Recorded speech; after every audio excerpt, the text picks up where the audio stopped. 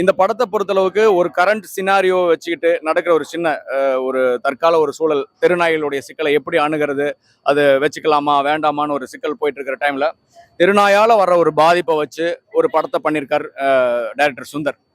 இந்த சூழலை சரியா மக்களுக்கு கொண்டு போய் சேர்க்கணும் அப்படிங்கிற ஒரு கரெக்டான இதுல பெஸ்ட் காஸ்ட் கம்பெனியினுடைய தயாரிப்பாளர் முரளி கபீர்தாஸ் கரெக்டான சமயத்தில் கொண்டு வந்து மக்களுக்கு கொடுத்துருக்காங்க. இந்த படத்தை பார்க்கறதன் மூலமா ஒரு தெருநாய் சிக்கலை நம்ம எப்படி அணுகணும் அப்படிங்கிற ஒரு விஷயம் அவங்களுக்கு வரும். நம்ம அன்பு செலுத்துறோம், அதுவும் நம்ம மேல அன்பு செலுத்துது. சப்போஸ் ஒரு சிக்கல் வருதுன்னா அதை எப்படி அணுகிறது அப்படிங்கிறத இதன் மூலமா நமக்கு ஒரு சின்ன ஒரு ஒரு விழிப்புணர்வு கிடைக்கும். இதன் மூலமா நம்ம எப்படி செய்யலாங்கிற ஒரு விஷயமும் வரும். ஸோ இது முக்கியமா இந்த சந்தர்ப்பத்துல சமூகத்துக்கு தேவையான ஒரு படம். அதே நேரத்துல ரொம்ப என்டர்டைனிங்கா, அது வந்து கிளைமேக்ஸ்ல வர ஒரு சின்ன மேட்டர் தான். ஆனா அது வரைக்குமா உங்களை கம்ப்ளீட்டா என்டர்டைன் பண்ணக்கூடிய ஒரு விஷயமா இந்த படம் இருக்கும். நல்ல லவ், நல்ல songs, fight, everything will be there. நீங்க எதிர்பார்க்காத ட்விஸ்டோட நீங்க கொடுக்குற காசுக்கும் டைமுக்கும் ஒர்த்தா இருக்கும்னு நான் நம்புறேன்.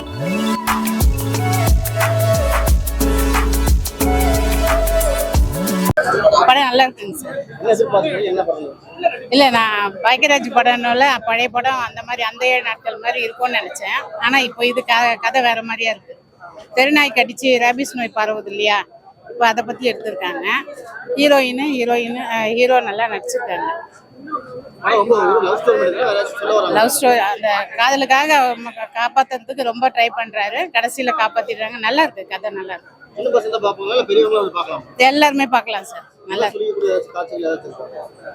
அந்த லாஸ்ட் ஃபைனல்ல அந்த 2 பேரும் அவளுக்காக அவனும் நடிச்சு இது பண்றாங்க இல்லையா, அந்த சுச்சுவேஷன்ல நல்லா இருக்கு கதை.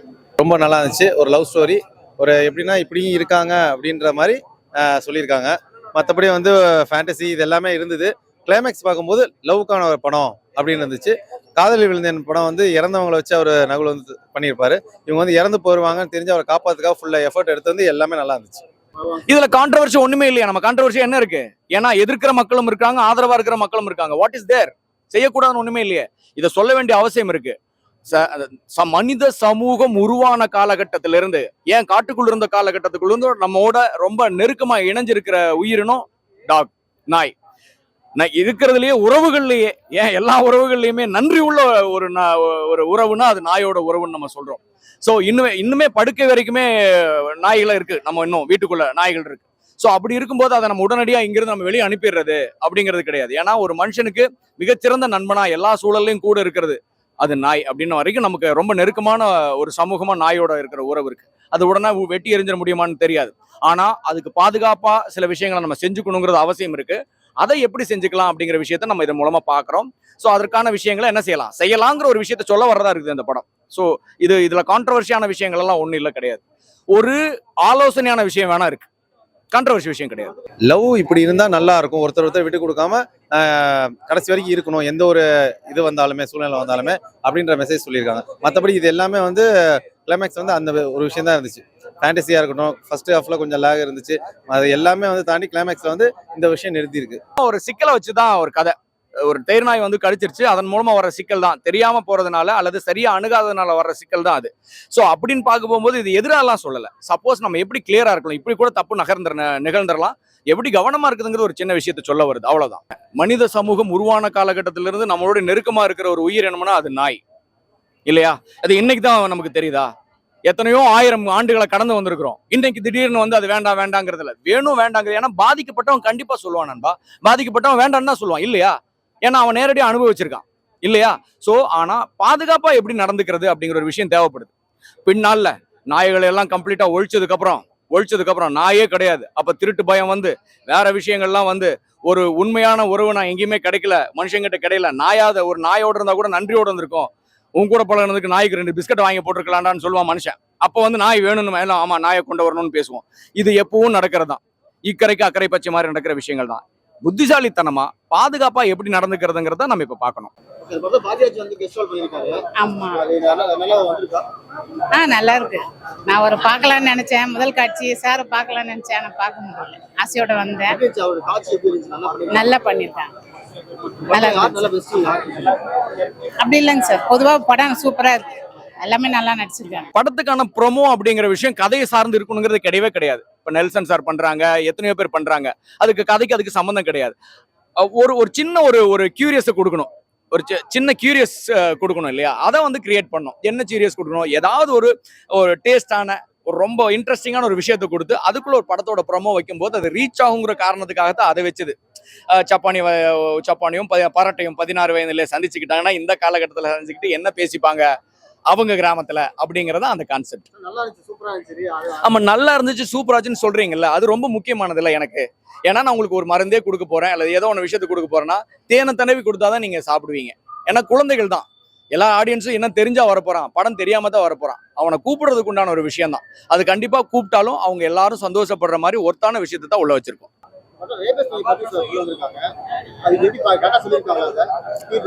ஓகே, அதாவது ஆக்சுவலி நாட்டு ஒவ்வொரு இடத்துலையும் வந்து கரெக்டாக அந்த இடத்த சிங்க் பண்ணியிருக்காங்க. இது எல்லாமே வந்து ஓவராலாக பார்க்கும்போது கிளைமேக்ஸ் வந்து லவ்க்கான ஒரு படம் அப்படின்ற ஒரு ஃபீல் தான் கொடுத்துச்சு தவிர சயின்டிஃபிக் அந்த விஷயம் வந்து எதுவுமே தோணலை, இந்த லேக் எதுவுமே தோணல.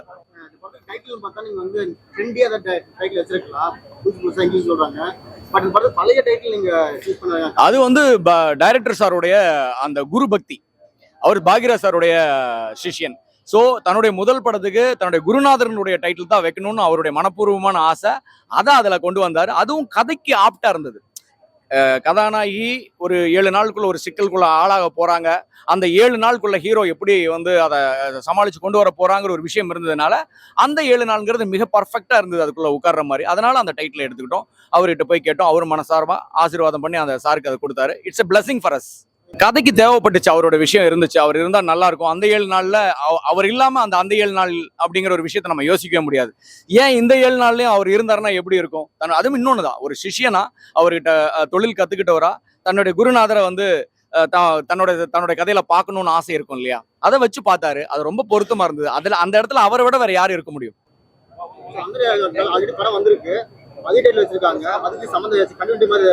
இல்ல, அதுல இருக்கிறது ஒரே கண்டினியூட்டி என்னன்னு ஒரே சம்பந்தம் என்னன்னு பாத்தீங்கன்னா பாக்யராஜ் சார் இருக்காரு. அது ஒண்ணுதான் சம்பந்தம். அதுக்காக கூட பாக்யராஜ் சார் இந்த படத்தை நடிக்க வச்சிருக்கான்னு தான் தோணுச்சு தவிர மற்றபடி வேற எதுவும் சம்பந்தம் கிடையாது. ஆஸ் யூஷுவல், ஆக்சுவலா கெஸ்ட் ரோல் தானே வந்துட்டு 2-3 சீன் வந்துட்டு அவர் போயிட்டாரு. ஏன்னா இந்த படத்துக்கு டைட்டிலுக்கு அவர் தேவைப்பட்டதுனால அவர் யூஸ் பண்ணிருக்காங்க. பாக்யராஜ் சாருடைய அவருக்குன்னு தனித்துவமான சில கமெண்ட்ஸ், அவர் பேசுற டைலாக்ஸ் எல்லாம் இருக்கு. பட் இது அது சார்ந்து இல்லை. இந்த படம் ஒரு கிளீனான ஒரு எப்படி சொல்றது, ஒரு சின்ன ஒரு வேற எந்த விஷயமே இருக்கான்னு வச்சுக்கலாம். ரொம்ப கிளீனான படம். குழந்தைகளோட வந்து கண்டிப்பா நம்ம படம் பார்க்கலாம். பட் யூஏ தான் கொடுத்துருக்காங்க. ஸோ ரொம்ப கிளீனான படம். நமக்கு வேற எந்த மாதிரியும் காமெடி எல்லாம் கிடையாது. செக்ஸுவல் இதுல எல்லாம் எந்த மாதிரி எதுவும் இருக்காது. ஓவரால் கிளைமேக்ஸ் தான் வந்து நான் பேசப்படுது. கண் கலங்கிருச்சு. அதனால வந்து வேற எந்த விஷயமும் நெகட்டிவ் விஷயம் எதுவுமே தெரிய வரல. காதல் காட்சி ரொம்ப இன்டிமசியான சீன்ஸ் எல்லாம் கிடையாது. பட் அதை தாண்டி உயிருக்கு நெருக்கமான ஒரு காதல் இருக்கும் இல்லையா, தொடாம கூட காதல் இருக்கும் நண்பா. காலமெல்லாம் காத்திருந்த காதல் எல்லாம் இருக்கு, பார்க்காம கூட காதல் இருந்தெல்லாம் இருந்திருக்கு. அந்த மாதிரி ஒரு காலகட்டம் இருந்து ஒரு 10-30 படம் அப்படி வந்திருக்கு. ஸோ அது மாதிரி ஒரு டிவைனான லவ் சொல்ற கதை இது.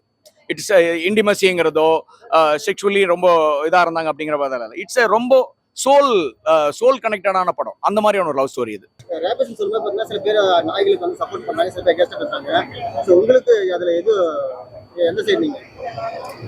இது எந்த சைடுல சுச்சுவேஷன் தகுந்தாப்புல தான் எதா இருந்தாலும். இப்போ வந்து ரோட்ல ஒரு வெறிநாய் இருக்கு, அது கடிச்சிருச்சுன்னா நாயை தான் நம்ம இது பண்ண முடியும். இல்லை நல்ல நாய் நல்லா இருக்கிறத வந்து இவங்க போய் அடிச்சிடறாங்க அப்படின்னா அது இவங்கள மேல தவறு. சுச்சுவேஷனை பொறுத்து எல்லாமே மாறிக்கிறது தானே. நம்ம வந்து இவங்களுக்கு நம்ம வந்து யாரையுமே சப்போர்ட் பண்ணவே முடியாது. இப்போ நம்ம வந்து சுச்சுவேஷன் ஒன்லி. சில பேர் நாயும் ஒரு உயிர் தான், அதையே நீங்க வந்து சொல்றீங்க. அதுக்கே இல்ல, கரெக்ட், கண்டிப்பான நல்ல விஷயம் தான் அது. அதாவது சுச்சுவேஷன் இப்போ வந்து ஒரு நாய்க்கான ஒரு வியாதி வந்துச்சு, அதனால மற்ற நாய் பாதிக்கப்படுது, மற்ற நாய்கள் மற்ற உயிரினங்களே பாதிக்கப்படுதுன்றப்போ அந்த நாய்க்கான இது தேவையில்லை. அதனால வந்து கருணை கொலைன்ற ஒரு விஷயம் இருக்குல்ல, அதை பண்றது தப்பு கிடையாது.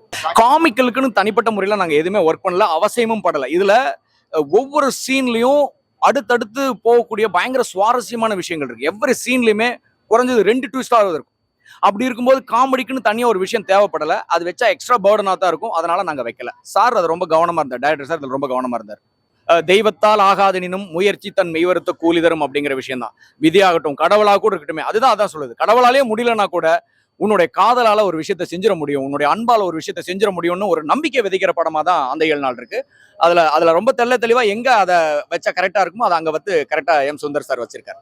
நீங்க கொடுக்குற ஒரு 200 ரூபாய்க்கு மிக மிக ஒர்த்தான படம்.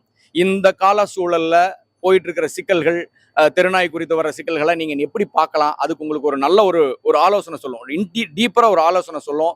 அதை எப்படி நீங்க உங்களை பாதுகாத்துக்கலாம் ஒரு விஷயத்த சொல்லும். சேம் டைம் ஒரு நல்ல லவ் படத்தை, நல்ல சாக்ரிஃபைசிங் இருக்கிற ஒரு லவ் படத்தை, உண்மையான லவ்னா என்னன்னு சொல்ற விஷயத்த அதை ரொம்ப சுவாரஸ்யமா பழைய பாக்யராஜ் சார் படங்கள்லாம் பார்க்கும்போது உங்களுக்கு என்ன ஒரு குதூகலம் இருக்குமோ, என்ன இன்ட்ரெஸ்டிங் இருக்குமோ, அத்தனை விஷயத்தையும் ஒவ்வொரு சீன்லயும் எலிமெண்ட்ல வச்சிருக்காரு. ஒவ்வொரு சீன்லயும் வச்சு பண்ணியிருக்காரு. நீங்க ஒவ்வொரு சீன்லயும் நீங்க அட அப்படின்னு சொல்ற விஷயம் கண்டிப்பா இருக்கும். ஸோ அந்த நம்பிக்கையோட நீங்க படத்துக்கு வரலாம். முழுக்க முழுக்க ஒரு லவ் ஸ்டோரி. ஏதாச்சும் இன்டிமேட் சீன்ஸ் இருக்கா? ஃபேமிலியா பார்க்கலாமா? தாராளமா பார்க்கலாம். இந்த மாதிரி லவ்வர்ஸ் இருந்தா நல்லா இருக்கும்ன்ற விஷயம் தான், வேற எதுவுமே கிடையாது. 10க்கு ஒரு 8.